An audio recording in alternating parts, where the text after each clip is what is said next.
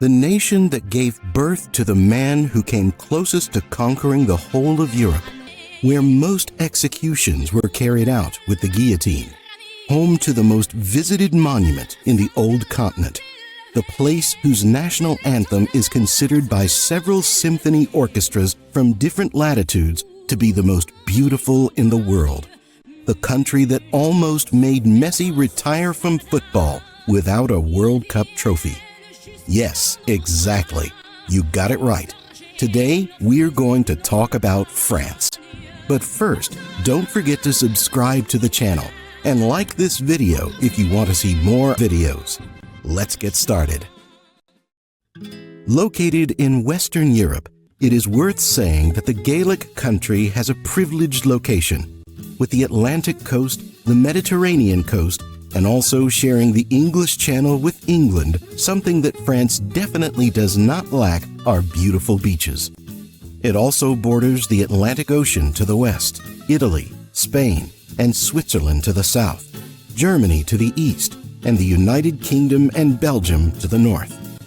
France enjoys a strategic position that has allowed it to launch successful military campaigns throughout its history, and to be a commercial and economic hub for the European Union today. An enclave of tourism, culture, and development that offers paradisiacal summer holidays in the Mediterranean and snowboarding in the Alps, with coastlines, islands, and icy mountains. France literally has it all in terms of scenic diversity, and this is one of its greatest riches. With a multicultural population of more than 67 million, and an area of 675 square kilometers, the country is a must-visit destination for any globetrotter. The values embodied in France's national motto, liberty, equality, fraternity, are not only a legacy inherited by the rest of humanity, but also an excellent summary of all that recent French culture has meant, with its outstanding contributions to science, literature, and the arts. A country renowned for its protocol and good manners, for its haute couture, and for its intimate relationship with luxury. It also stands out for its extensive gastronomy and how seriously it takes its wines and cheeses.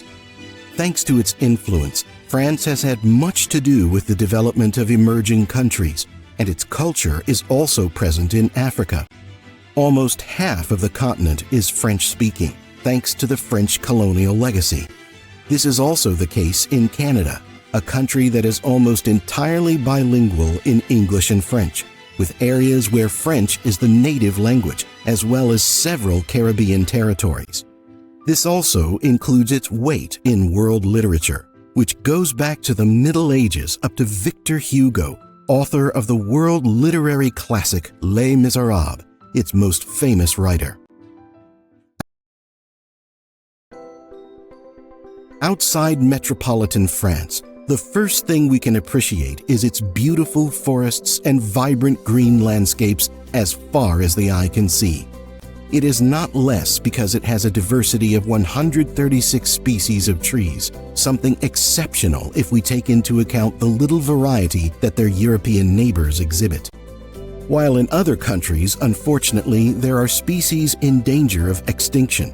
In France, the number of deer and roe deer in the wild is on the increase, thanks to a protectionist policy aimed at this end, and the creation of parks and natural repertoires. Among the more than 5,549 protected areas, the most important are the Écran National Park, Pyrénées National Park, Mercantour National Park, the most important in terms of tourism. It is estimated that 800,000 tourists go trekking in its areas every year. Guyana Amazonian Park in French Guiana, an overseas territory. Likewise, the reintroduction into the country's ecosystem of species that had previously been exterminated provided very clear examples: the European bison, the lynx, the brown bear, and the bearded vulture.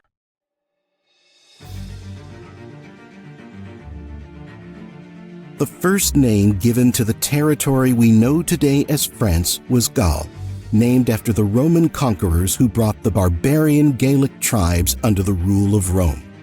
Although it was far from being a unified country and its tribes, mostly of Celtic origin, competed with each other, the most prominent leader of many tribes, the Arverni, was the self-proclaimed king Vercingetorix, who was defeated by Julius Caesar and the Roman legions at the Battle of Alesia.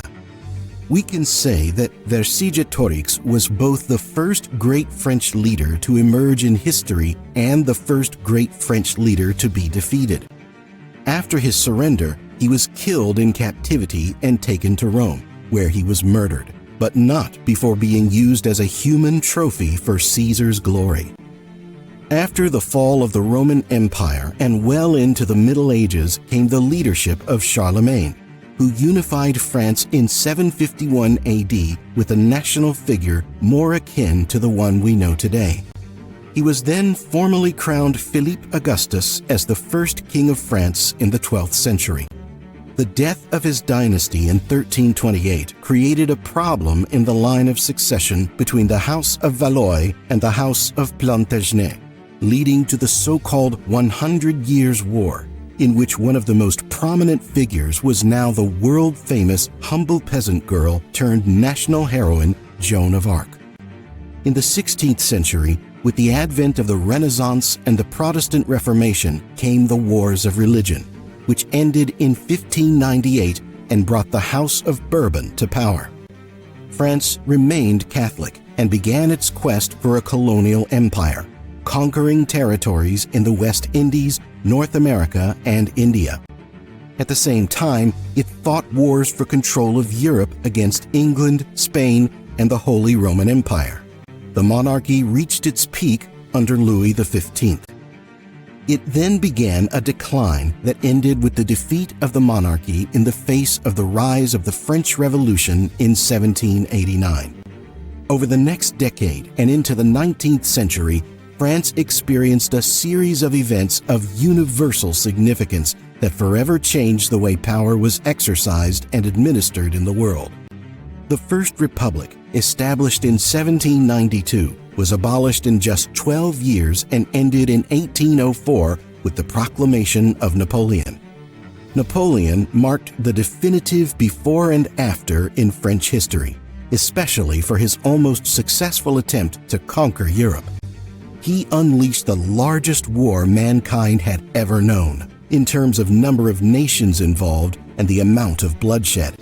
It also saw the bloodiest battles the world had ever seen, the most notable being the Battle of Leipzig, in which nearly 600,000 soldiers from both sides were concentrated in the German city. The European death toll of the Napoleonic Wars was high, with an estimated total of 3,163,000 dead, of whom 1,200,000 were French, and the other two-thirds were made up of Spaniards, Russians, Germans, Portuguese, Italians, Austrians, Africans, and British. All were united until Napoleon was finally defeated at the Battle of Waterloo in 1815. In a period of constant instability between restorative revolutions and counter-revolutions, France entered the 20th century as a republic and began with an enormous challenge: to stop the expansionist ambitions of the German Empire in the trench warfare of the First World War, 1914 to 1818. Little did it know that within 2 decades it would face the greatest challenge of its entire history: the confrontation with Nazi Germany.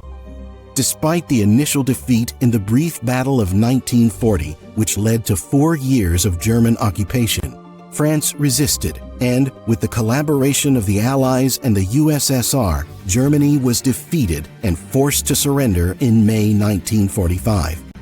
Charles de Gaulle, who would later be elected President of the Republic and whose name is given to the country's largest international airport.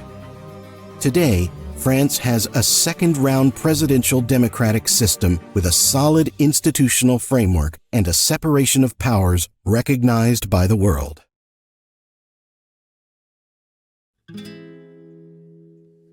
It is impossible to talk about France's tourist attractions without mentioning its capital. There are so many places of interest and imposing monuments that, if you are staying for a few days, you'll have to choose the ones you consider most important and leave out the ones you are less interested in. The list of must-sees is, of course, as follows. The Eiffel Tower, completed in 1889 after 2 years of painstaking work, is the city's main attraction. Visited by more than 7.1 million tourists a year, it is undoubtedly the city's most iconic symbol and, at 324 meters, the tallest structure in Paris. The Arc de Triomphe, commemorating Napoleon's resounding victory at the Battle of Austerlitz, is another neoclassical symbol of the French capital, inspired by the Arch of Titus in Rome and located on the opposite bank of the Seine. Its construction took 30 years, from 1806 to 1836. Inside the arch is a museum explaining its history, and at its foot is the tomb of the unknown soldier, in honor of all those who fought in the First World War. It's impossible not to mention Notre Dame Cathedral or the Louvre Museum, but let's leave the capital for a moment. In Marseille, the capital of Mediterranean and seaside France, there is La Vieille Charité, a historic chapel that houses the city's archaeological museum. Strasbourg, the French city with more German influence due to its history and location, literally on the border with Germany, has some of the most romantic and beautiful architecture in Europe. Places such as the Rohan Palace, the Pont Couvert de la Grande Ile, and the Church of St. Paul.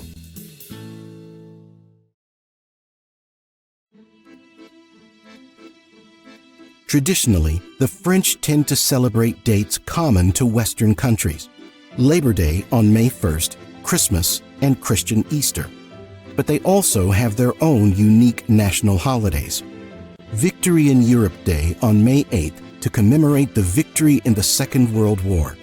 The Storming of the Bastille, which commemorates the day on which the revolutionaries stormed the fortress and launched the French Revolution on July 14th. Its lifestyles include a French fascination with dressing well, refinement, elegance, and recent artistic contributions to the world, such as Jean-Luc Godard's cinema in the second half of the 20th century.